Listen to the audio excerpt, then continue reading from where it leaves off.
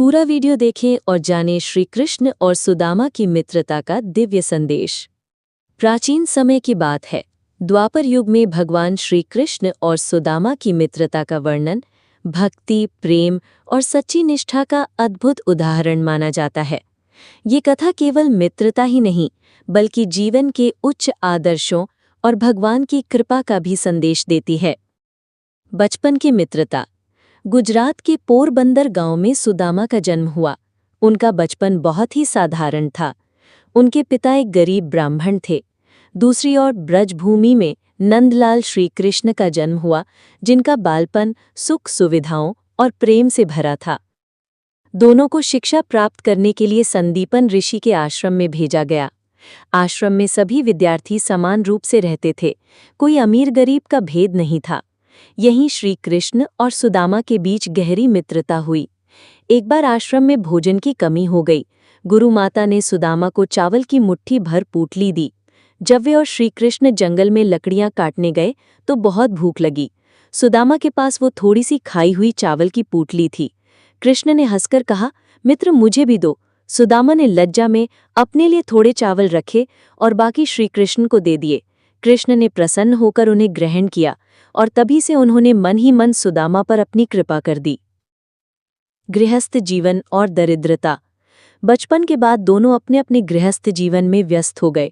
कृष्ण तो द्वारका के राजा बने और सुदामा अपनी साध्वी पत्नी सुशीला के साथ गरीब जीवन व्यतीत करने लगे।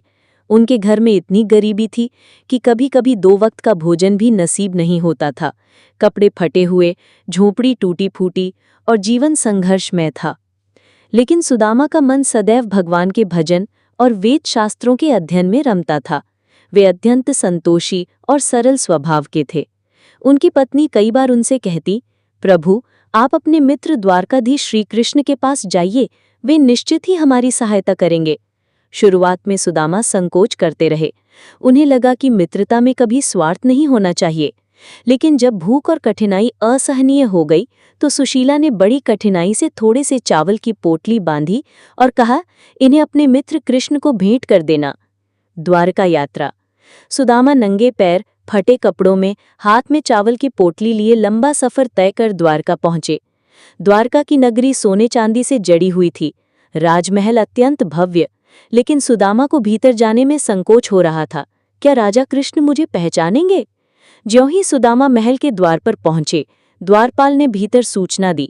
कृष्ण ने जैसे ही सुना कि मेरा मित्र सुदामा आया है, वे अपने सिंहासन से दौड़ पड़े। कृष्ण सुदामा मिलन। श्री कृष्ण नंगे पैर दौड़कर द्वार तक आए और सुदामा को गले से लगा लिया। आंसुओं की धारा बह निकली। महल में उपस्थित रुक्मिणी और अन्य रानियां ये देखकर भाव विभोर हो गईं। कृष्ण ने सुदामा को अपने सिंहासन पर बिठाया, उनके पैर धोए और अपने वस्त्र से पोंछे। राजमहल में ये दृश्य देखकर सभी चकित रह गए कि द्वारकाधीश अपने गरीब ब्राह्मण मित्र के प्रति कितना प्रेम रखते हैं। चावल की पोटली। फिर कृष्ण ने मुस्कुराते हुए कहा, मित्र मेरे लिए क्या लाए हो? सुदामा झेम रहे और संकोच से वो छोटी सी चावल की पोटली आगे बढ़ा दी। कृष्ण ने उसे ऐसे ग्रहण किया मानो उन्हें अमूल्य धन प्राप्त हुआ हो। उन्होंने मुट्ठी भर चावल उठाकर बड़े आनंद से खाए। जैसे ही उन्होंने एक मुट्ठी खाई, वैसे ही सुदामा के घर में अपार संपत्ति का अंबार लग गया। रुक्मिणी ने हाथ जोड़कर विनती की, प्रभु कृपया और मत खाइए, वरना ये संसार ही आपके प्रेम में डूब जाएगा। कृष्ण हंसते हुए रुक गए। सुदामा की वापसी। वहां से लौटते समय वो ये सोचते रहे कि उन्होंने कृष्ण से कुछ भी नहीं मांगा नहीं, लेकिन उनके हृदय में कोई खेद नहीं था, क्योंकि मित्रता स्वार्थ से परे होती है। जब वे अपने गांव पहुंचे तो देखा कि उनकी झोंपड़ी की जगह एक भव्य महल खड़ा है। पत्नी सुंदर आभूषणों से सजी खिड़ी थी और घर में सुख समृद्धि का अंबार था। सुदामा समझ गए कि ये सब उनके मित्र श्री कृष्ण की कृपा का परिणाम है। वे आंसुओं से भीग गए और बोले, हे प्रभु आपने मेरे भाव को ही स्वीकार किया। आपका प्रेम ही मेरे लिए सबसे बड़ा धन है। कथा का संदेश। सुदामा चरित्र हमें सिखाता है कि एक सच्ची मित्रता में स्वार्थ नहीं होता। 2 भगवान केवल प्रेम और भक्ति देखते हैं, भेंट का मूल्य नहीं। 3 संतोष, सरलता और विश्वास ही जीवन का सबसे बड़ा धन है।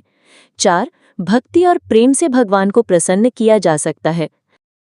वीडियो को अंत तक देखें, लाइक करें, शेयर करें और हमारे चैनल को सब्सक्राइब करना न भूलें।